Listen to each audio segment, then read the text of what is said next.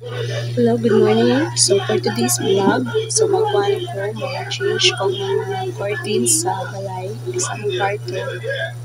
Then, other thing is, di man siya yung mga nice job but for me is, para limpira ko dyan ba siya kanang attractive ako pagkanawin sa mga nako sa akong karanaw. So, that's all. So, let's go girl!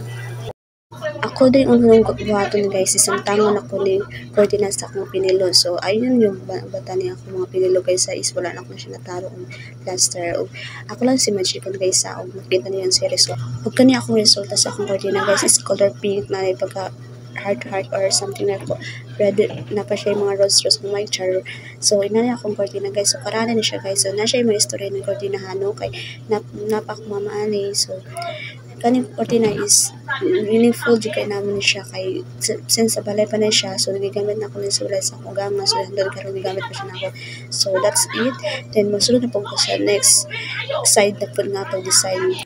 Up next is ang bintana. So since na 2 weeks na ako nagamit so ako na siyang alistad no og darang muna ako gamit na curtain sa bintana so nakaning curtain is na siya story na siya Malaysia no ako gamit pala. So, na po guys, sa akong portahan. So, ako siyang tantangan kay 2 weeks na po siya nakagamit. So, ako wala siyang gitang-tangnog. Ang sila na po sa another curtain ka na ako nilipit mo na ako yan sila guys. Mga din niya itong design sa itong curtain sa portahan no. Para maundot na po siya tanawin. So, next tayo na itong tag curtain na para malindot na po siya.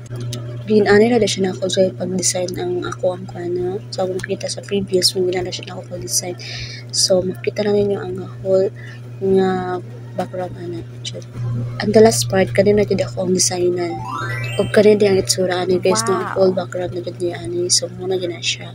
Bibutangan siya nako picture gamay sa mga karang pictures sa akong bana og ginani siya nako.